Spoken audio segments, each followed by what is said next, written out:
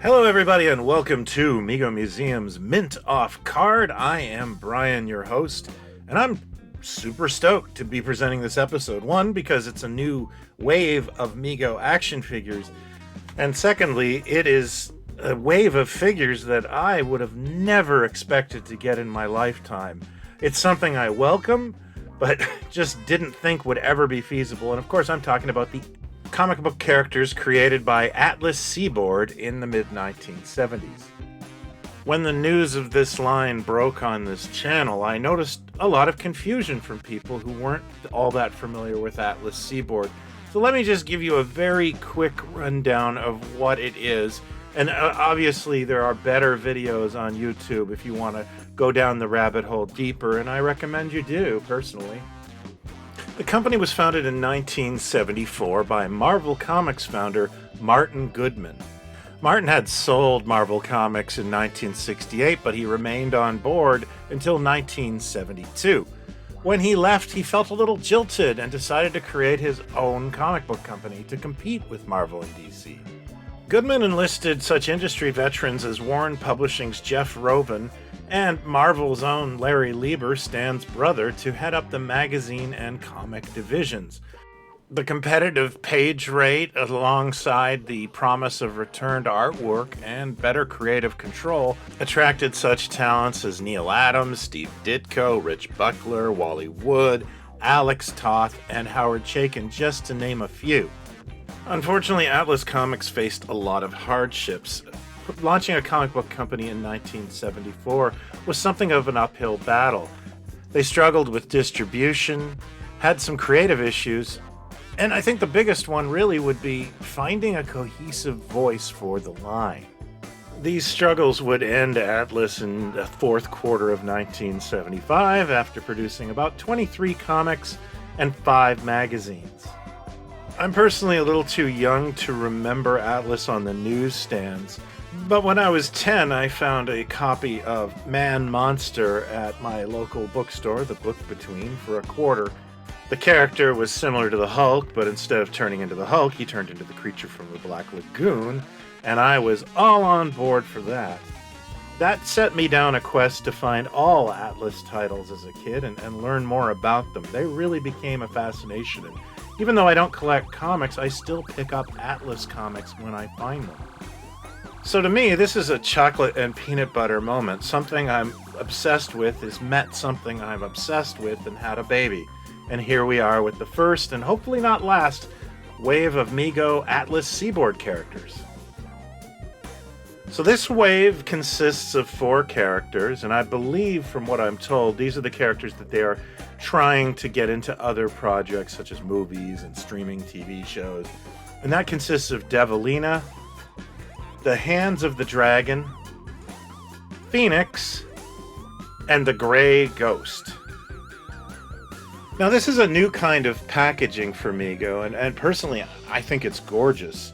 The size of the package is done to accommodate the reprinted comic book that each figure comes with, and that's a good idea because some folks may not be familiar with the characters or have access to get a vintage copy of the comic.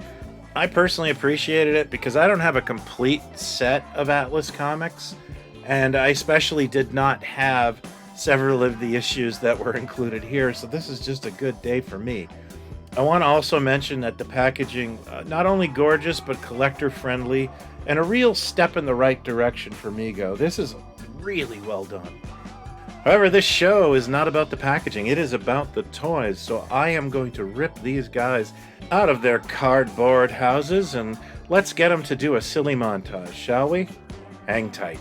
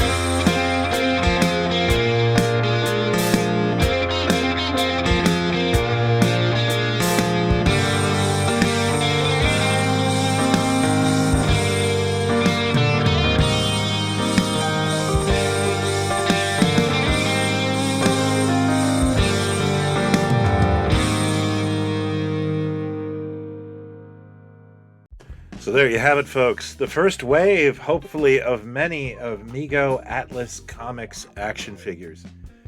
My first thought on this is that I know that Mego had a very limited time window to produce these. However, the figures themselves do not look like they were rushed. There is a real quality to them that I am very impressed with. I'm a Mego fan, and like all of us, we can ignore certain things, but there's almost nothing to ignore. These are really great interpretations of the characters. First of all, I want to mention that the knees bend on these fully, meaning that Mego has fixed that knee issue that plagued some of the earlier waves. And, well, that's just great because these things need to be posed well. All of their heads are spot on in size, which is always nice to see. And as for the clothing and the little details, I really have to applaud them. They did a great job in a short window of time. I say this in all sincerity. I really think this might be a real peak for this iteration of Mego. They're firing on all cylinders here and did a fantastic job of it. My two personal favorites would have to be Grim Ghost, just because he is absolutely gorgeous. Comes with the pirate pistols, and wow, I mean, Mego would not have done this good a job in 1974. I am also very smitten with the Hands of the Dragon character. It was a good choice because he's so toyetic. There's just something about him that, even though I have never read this comic before, he does look familiar. He's kind of got a Spider-Man vibe to him, and I applaud that. He's got a great design.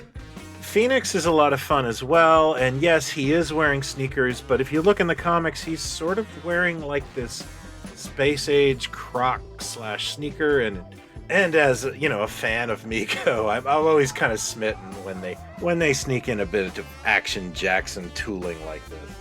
My only quibble with the line falls on Devilina. Mego has not yet released a bandless female body. I've never really been a fan of the classic Mego female body, and its limitations here really pale next to, her male counterparts. The head sculpt's fantastic. I like the outfit.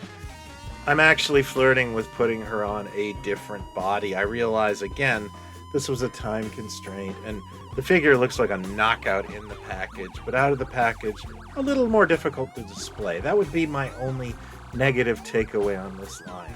I'd still have bought this figure, however.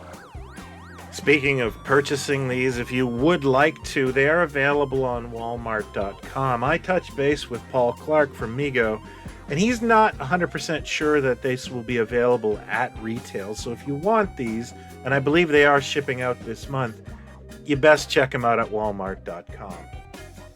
Now, before I conclude the episode, I did want to ask a question of what characters you would love to see in a Wave 2. I'm very happy to announce my thoughts on this because I've been thinking about this for a while. I would love to see Man Monster. I would love to see the captain from Planet of Vampires. From what I've read, Tiger Man was actually supposed to be like Atlas's attempt to make Kolchak the Night Stalker into a superhero, so I'm all for him. But number one, I would love to see the Destructor. He is a very toyetic looking design by Steve Ditko, and I think would be an amazing action figure to own. Let me know your thoughts in the comments below, or hit me up at the Mego Museum or our Facebook group Mego Mania. That's all the time I have this week. If you're new to this, please consider hitting like and subscribe, or if you're not new to this, please consider sharing it. I really would like to know your Atlas thoughts. This is something I'm very passionate about, so please let me know in the comments. That's all for now. Take care, and as always, buy what you like. Cheers.